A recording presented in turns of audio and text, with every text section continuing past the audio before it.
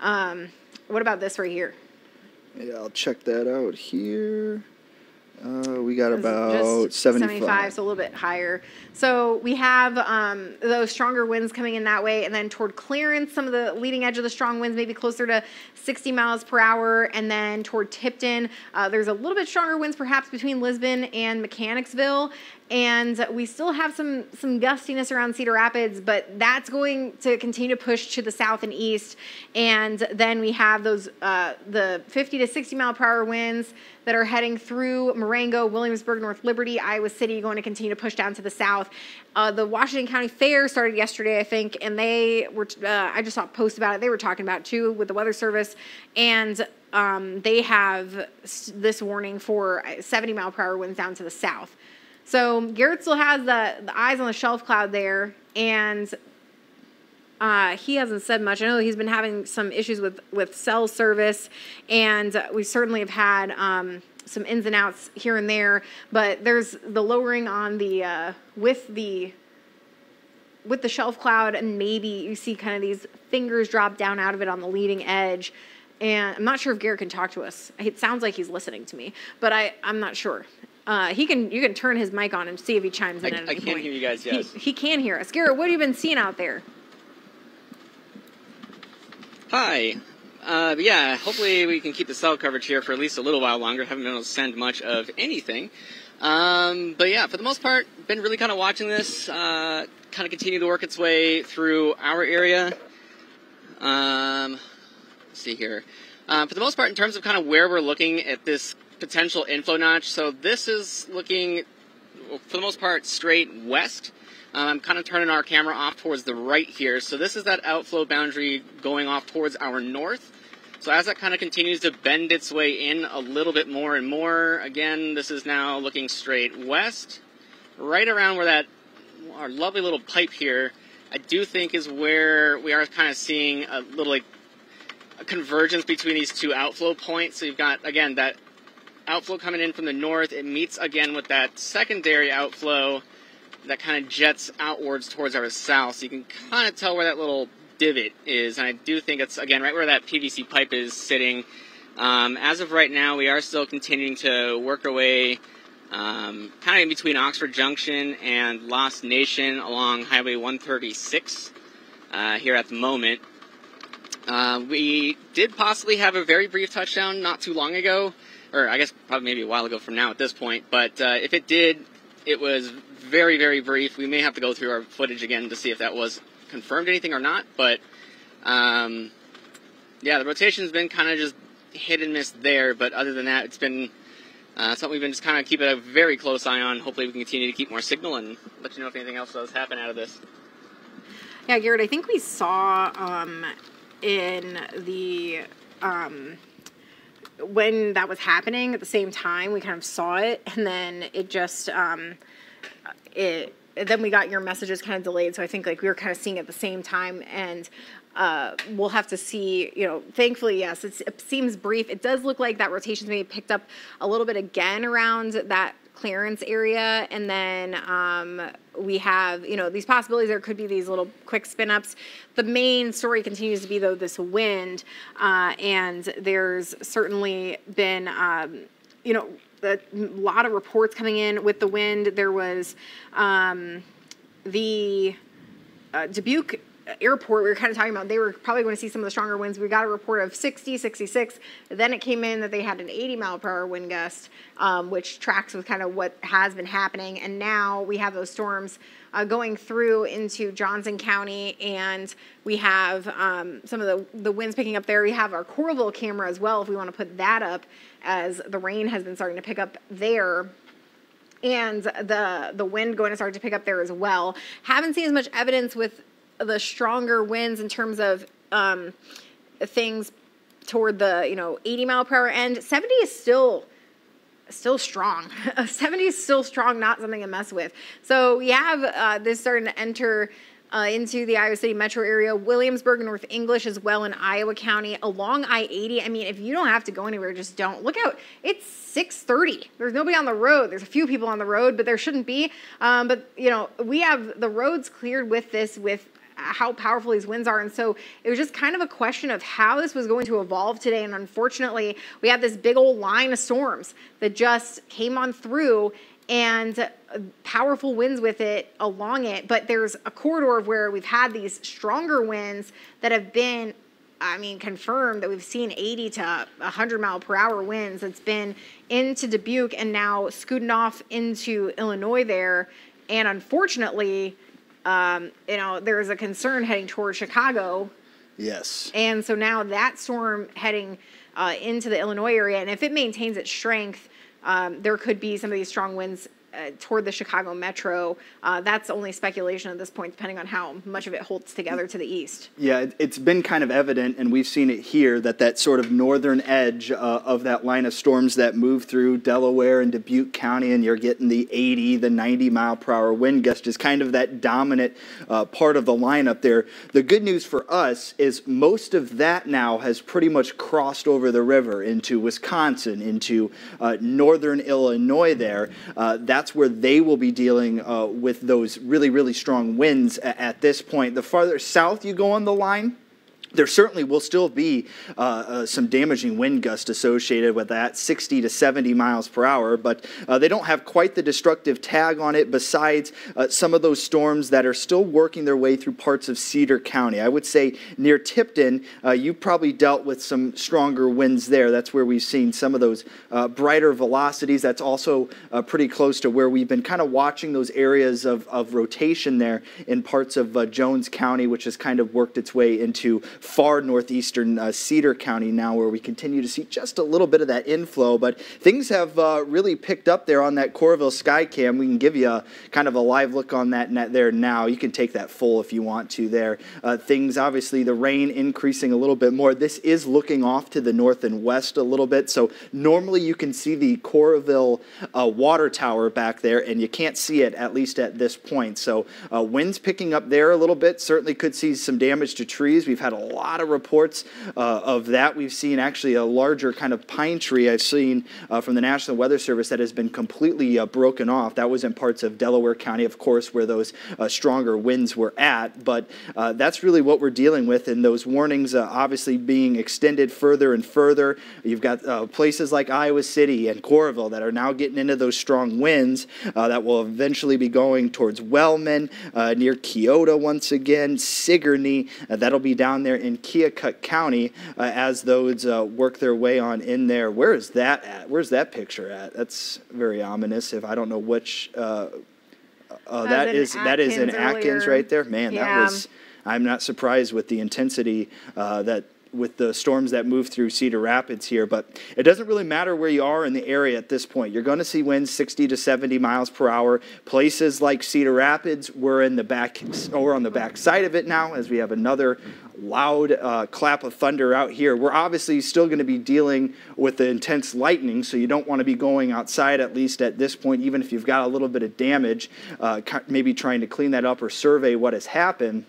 That can be very dangerous as well, just given the fact that we've still got all of this lightning that has been ongoing. There's been a ton of it, as you can see with those storms here now. Just the volume of lightning that is expanding all across eastern Iowa here has been quite difficult. Quite difficult driving conditions. You're likely dealing with some of those impacts on Interstate 80, really all the way from kind of Des Moines through Williamsburg and into Iowa City as we've gone here over the past couple of minutes or so. But still that destructive severe thunderstorm warning tag there for Cedar County, and then 70s down through Johnson, Iowa, Keokuk, and Washington counties here. And I was just kind of looking through, and there were some reports around Lynn County and Bertram that there were some 80 mile per hour winds, and there were some 70 mile per hour winds in southeast Cedar Rapids with some siding blown off of a house. In terms of, I've seen, you can see the camera rocking there in Coralville, the same thing we were seeing, the prolific lightning, the very heavy blinding rain with the torrential downpours with this just I mean, tropical We've atmosphere. called it tropical atmosphere. Yeah, pretty much. But there were some reports of like not reports, but got a picture from our engineer who was at the Hy-Vee in Cedar Rapids where like the signs were knocked down, but the trees are standing. You know, we're seeing some branches that are going down. But we're not seeing the large trees go down like what we saw in 2020. We do have power outages. It's going to take some time. We're not seeing those, you know, high profile power big lines and power transmission lines. Transmission lines, that's the word. And we're not seeing transformers. those things going down. You know, we're having some lightning strikes and some issues in that respect. There are some differences between this, but these are still dangerous storms regardless. I understand the anxiety surrounding this when, you know, the lightning and thunder's been going on here for like 2 hours, and it's still noisy, but we do have, you know, at least going to be able to kind of assess the situation in terms of damage.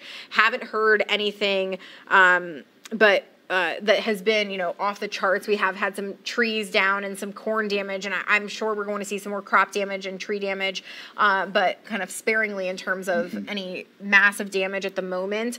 We do have a lot of power outages, and we have just a number of things we're going to have to kind of assess here too, but we still have the strong winds going on. So yeah, there's, you know, over 100,000 without power in Lynn County, which, you know, probably a lot of that. 8,000. Sorry, 100,000 in Lynn County that are served. There's only 8,000 out in Lynn County. That's a bit of a difference. So there's 8,200 out without power in Lynn County.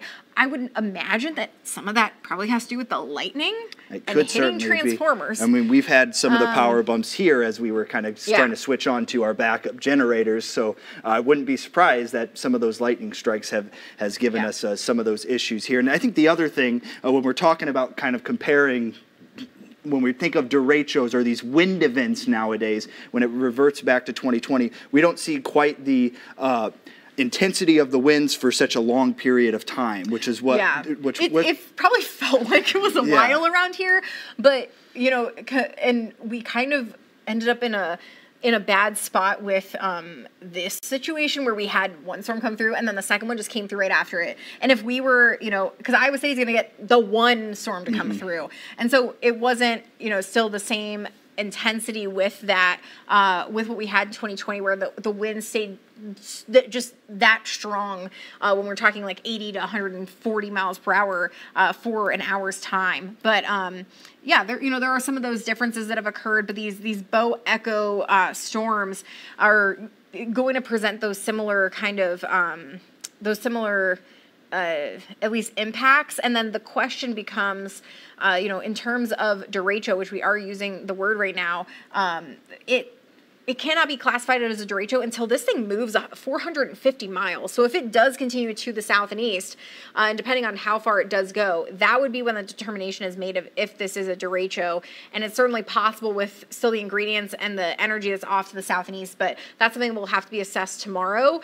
Regardless, this is just telling of, you know, these intense storms can still happen. We have to talk more about straight line winds being an issue and being you know, still destructive in that sense, and we're seeing it in the area, but all you have to do is, you know, stay informed, stay aware of the situation, and react once these storms start to come through the area. But we have still severe thunderstorm warnings, the strongest of the winds starting to get out of Dubuque, and a lot of it's going through Maquoketa now. We have still a tornado warning that's in place, but we haven't had many reports. Garrett was just seeing, you know, the shelf cloud with that storm off in the distance, and there could be a few little spin-outs on the front side of this, but it's largely the 70 to 80 mile per hour winds that are going to cause the problems now across the board here, just all along this line that is moving rather quickly. I don't know if we can get, let's see if we can get kind of a speed on these too, how fast they are moving. They have definitely picked up, though, at least over the last 30 minutes or so. You can see how quickly they've started to work their way, especially that southern end into Keokuk and Washington counties there. So they're going, I mean, there's one that says 40 miles per hour, and yeah, you know, they're surging pretty fast down to the south and east, it seems. There's 50 miles per hour. Let's put a fan on this whole thing and just kind of track out the timing of this as it moves out. And I almost want you to do it behind the initial line of storm so we can kind of get where the strongest winds are. Okay. And so we can talk about, when we can expect some of this intensity. And you can see that in Coralville that there's still some very heavy rain happening, but the intensity of the winds are starting to back off a little bit. We do have flash flood warnings to the north and west here.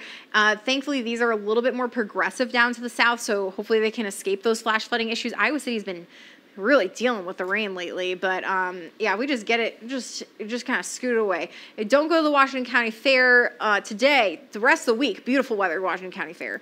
And that is just because we got quite the water going on and the wind that's still going to be coming down that way. But going through the city of Dubuque pretty much now in terms of kind of the edge of that storm, we have Washington around 7:10, Muscatine around 7:20, Davenport 7:40. So that's going to start to move out of the area.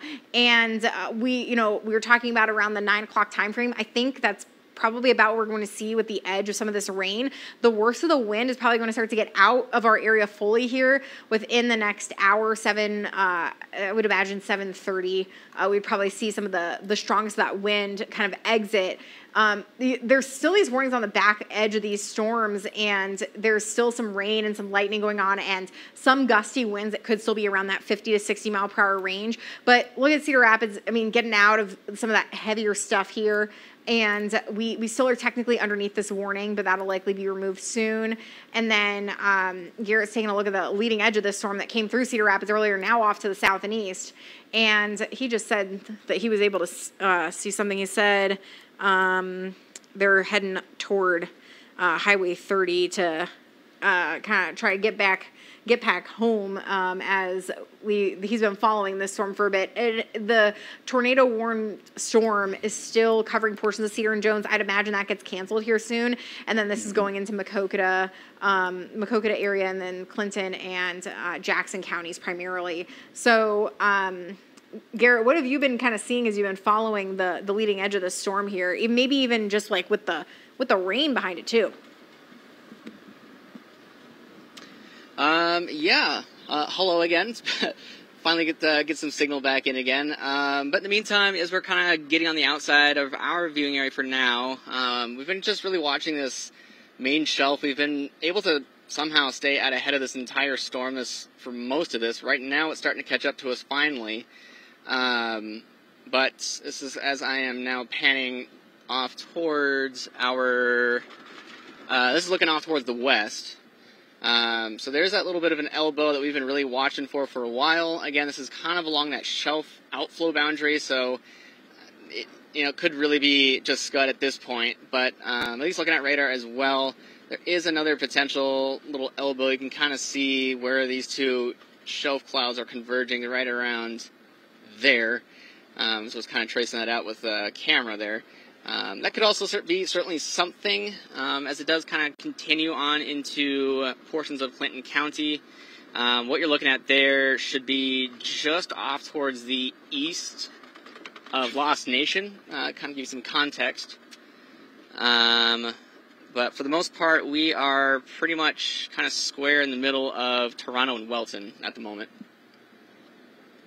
Okay, so, we have been seeing kind of just that lowering. You see some of those just kind of scuddy clouds or the edge of the wall cloud, but there's maybe just little funnels trying to drop down out of it, but there's not been much confirmation. And Garrett's been on this thing, so hopefully we're not seeing a tornado in addition to the wind, because there would be, just that another localized spot with the, even stronger winds and perhaps even more damage. In terms of damage, could you put actually the storm reports on? We can kind of take a look at what's come in and where, because we have had a number of reports come in. And so, of course, you go to a populated area and we're going to get a concentration of some reports. And this is honestly not that bad considering what it felt like was going on here. We have some tree branches down around Hiawatha. I know we did have a report of some siding off of a house in Cedar Rapids. There's water over First Avenue. There's trucks having trouble navigating the roads. And if Jacob is back in the booth, I know Brent actually messaged me, and I got lost. But he said the S curve has some water on it, and there was a car stuck, and there was I don't know if we could take a look around there too. Can we check out some of these other reports? These are all wind reports coming in, and then rainfall or hail. So these ones with the house you're seeing, that's so 2.25 inches of rain in an hour. Whoa. Foot diameter tree branch down. Okay, in Robbins. And so we haven't had many, big damage reports. I am going to suspect we're unfortunately going to have quite a bit of crop damage that comes out of this. And we don't like to see that. It's only July. And so that's very unfortunate. We have 2 outdoor sheds destroyed in Marion as well. So that was on the northeast side. And so that doesn't surprise me because we got that report. So that's northeast Marion. There was a report of a tornado. B, there was also a report of 81 mile per hour winds there. Yeah, right there. So that's pretty close. So here's I-380 and H Avenue. You can take that full. Yeah. So there's so our engineer was actually saying that there was a truck stuck in the water in one of the lanes there, and there were and there you can see the police on the scene. And so there's that ponding on the roads and some of this. We do have that flash flood warning, so it's possible that we could have had some of that water really just pool up on the sides of the road. And now the rain's winding down. There should be some improvement, but we do have still some pretty heavy rain occurring with the rest of these storms down to the south. So yeah, just going to be some water that could be piling up in some spots. We've seen some of those reports around here as well. There's some New Vienna had some reports. They gave us a report of 102 miles per hour there, and then 4 to 6 inch tree limbs down around Rickardsville near Dubuque. And then these have just been wind reports. So 70, there was a 90 in at the Dubuque airport, or was it 90 or was it 80? It was 80. It was about 79. Yeah, it was 79. 79 yeah, so close to miles 80. per hour gust at the Dubuque airport. There it is, right there. Yep. Yeah, so that's an official. That's officially official reporting site there. So we did have kind of on the northern side that wind, and then as it came down to the south, it seemed like it did weaken some, but it may be picking up again to the east. So we'll have to kind of see. And then can we zoom out a little bit so we can see? I know there were some reports back to the west of some tree damage. There was some large hail that happened around here. What was the Waterloo? Is that damage report? Yeah, it's a damage or some flash flooding. Flash flooding. Yeah, so unfortunately, just with the amount of water that was coming down in a short amount of time, and the rain that just kind of repeated in those areas. So yeah, inch and a half almost in some spots. And there were a couple of Hickory Hills, a spot where they were reporting some golf ball size hail. And Mount Auburn, 70 mile per hour winds, and I think maybe they got a little bit stronger in some spots, 56 in Brandon. I had a pal in Newhall who said 70, what did he say, Brian? He's my cow milking trainer. 72 mile per hour peak wind gust in Newhall. So hopefully the cows are all okay. So let's go back to the radar here because we do still have some very strong winds moving through. And I'm just, hopefully giving you some understanding of what's happened with these storms. Let's turn the lightning on. Cedar Rapids, we are out of the warning. No warning for Cedar Rapids. Lightning, yes. No severe thunderstorm warning for Cedar Rapids. Flash flood warning, yes. Lightning, yes. Lightning apparently for hours. But, oh my goodness. Very, very strong winds still, 70 to 80 miles per hour. I think that this is here, the 80, and the 70 is here. The one that expands into Illinois, you can see through Clinton. That was 80. That was 80. So we're still seeing the northern side of this with the stronger winds, and then we have the southern side with some, still very strong 70 mile per hour winds here. That's starting to get close to Sigourney, and some very heavy rain falling, as 1,700 strikes of lightning pretty much happening there. If we have any cameras, DOT cameras down by the Iowa City area as well, we can pull those up. But there's just some, very, very heavy rain happening. We can check out what the Coralville camera. Yeah, I'm going to adjust it to a different. Looks like, but we have some small hail. that's happening in Iowa City near West High School. And then the Weather Service has been tailoring back some of the severe watch. They're going to issue a tornado watch, it sounds like, into Illinois. So that's going to be replaced there, and I don't know that we'll really get into that in our area. We have a lightning warning. My goodness. That's what happens when you get 80-degree dew points. So there's 218 in Melrose, and it seems like maybe even further south of there is kind of where the heavier stuff's going through. Probably went through there already, and now we have things calming down a little bit on the north side of Iowa City. So that's moved through at a decent clip now, and there's still some strong winds and some heavy rain happening, but we haven't had many reports, and that's a pretty populated spot. And I don't know if, Jacob, you have any reports of any power outages or anything else that's kind of come in, but it seems like we've had some improvement. I'm trying to pass along some reports too. Yeah, there. In terms of that specific area, like how many power outages that. 6,000 out in Lynn County there. That went down because it was 8,000. Yeah, it was not the 100,000. Yeah, it was not 100,000. I've been awake for a long time. I'm sorry. How about you go over to Dubuque County? How many is out over there? Right there, 6,000 out. So about the same as Lynn County. Obviously, far less people. So and we're seeing that as well. What happened earlier? Like Buchanan County had over 1,000 without power, and now they're down to 63. So we're also seeing, these manageable power outages where we're not seeing like we saw in the derecho in 2020, and there might be some spots where it could be, there might be some localized areas where some of these stronger winds happen, that there could be some worse damage or worse issues that they have to deal with. But by and large, we're starting to see already the improvements in the power outages. So that is also a good sign. Though there is quite a bit of lightning, so I don't know if, it might take some time. There's just a little lightning. But it might take a little time for them to get those things completely repaired. But we still do have these warnings for the 70 to 80 mile per hour winds.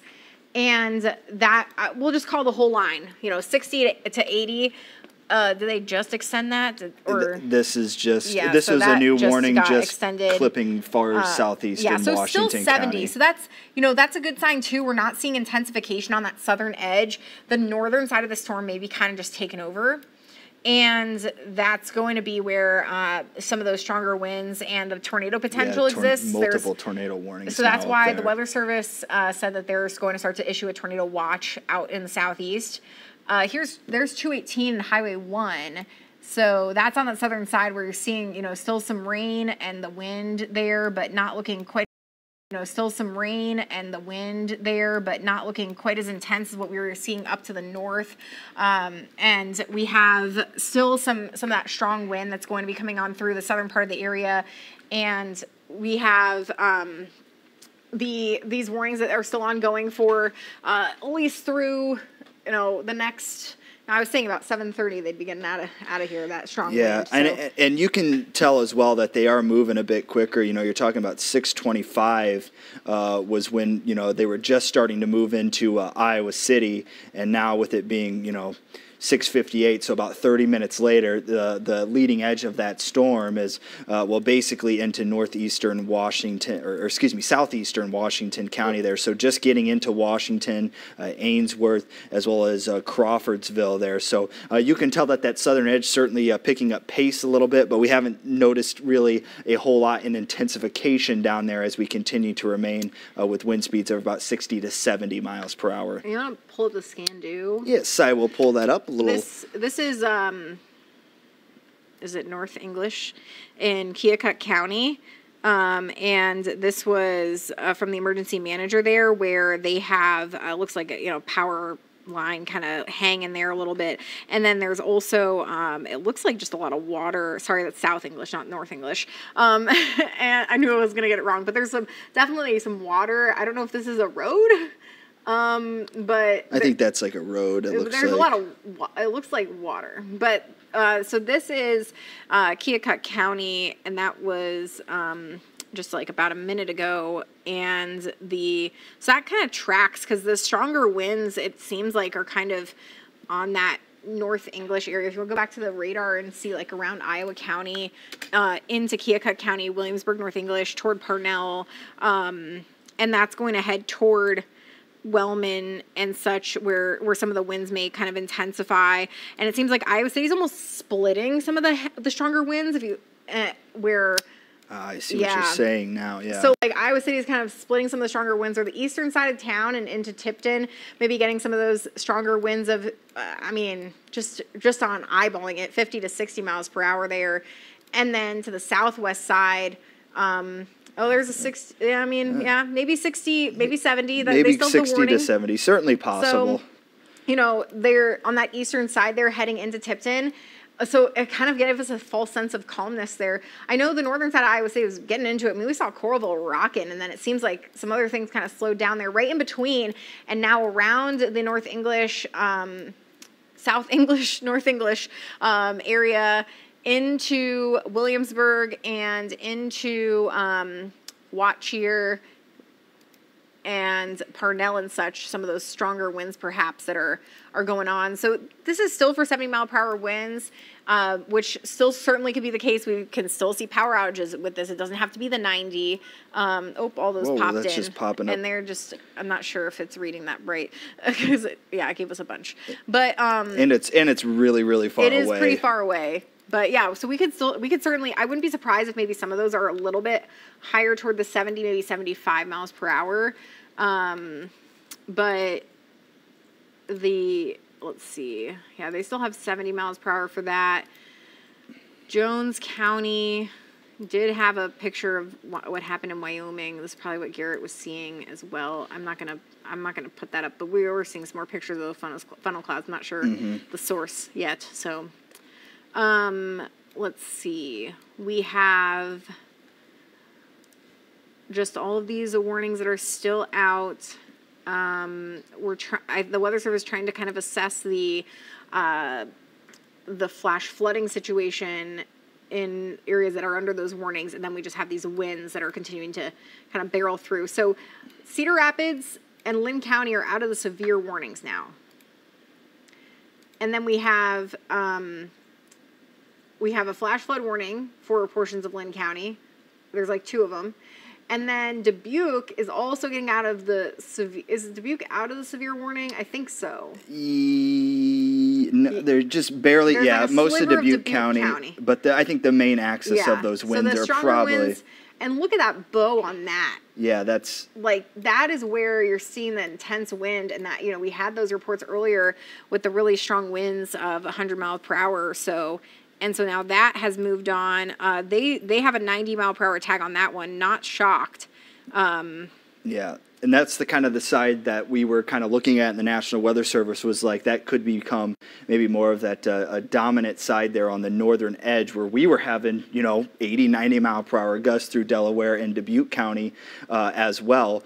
But obviously that's going to continue to work its way off to the east. It's out of our area, which is very good news. Obviously there's still going to be some flash flooding concerns up there into Dubuque County near the Dubuque Regional Airport, and then down into Jackson County, kind of the Otter Creek area near Bellevue. That's right along the Mississippi River, of course, there. So that's sort of the concern that we'll be looking at after that. This tornado warning that was into the area, it's now pretty much gone. This is working its way across the Mississippi River as well, heading a little bit closer to the Quad Cities, but Clinton as well. But it's just kind of that main sort of southern end of the line that we are still looking at, mainly through portions of Johnson and into Iowa and Keokuk counties, where Keokuk and Washington counties, where we could still see those wind gusts. We've got severe thunderstorm warnings out for 70 miles per hour, of course, and we're still looking and kind of seeing some potential areas that could have some stronger wind gusts maybe kind of embedded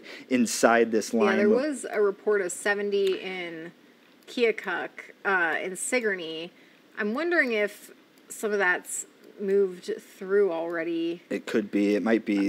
It's tough on the distance from the radar here, but they have had, and there could still be more. I think we've kind of seen like there's been surges with this because those two storms kind of came together, and we kind of had that one initial thing in the front, and then the back end in Cedar Rapids, and this kind of congealed into one thing. Mm-hmm. And so it kind of looks like you almost can still see the separation a little bit.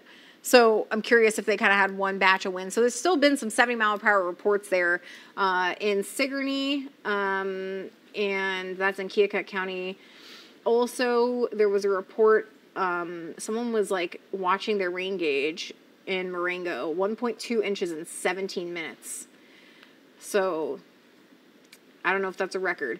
There's then a small tree down along with several small tree branches in Cedar Rapids in the northeast. South English had some 60-mile-per-hour winds, really low visibility with the rain, which we've been hearing about and we've been kind of seeing. They're still keeping up with their severe thunderstorm warnings to the east. And the rotation back out that way. There's, just the continuation of this 70-mile-per-hour wind threat that still extends through Iowa City, Sigourney, Washington. Starting to see, that stronger wind get to the south and of that area. My goodness, and Coralville's having the same experience. If we can do a picture-in-picture with Coralville too, there's just this. The sky cam we have up right now, there's just like the calmness of it where the winds have backed off, but the cloud to ground lightning strikes, my goodness.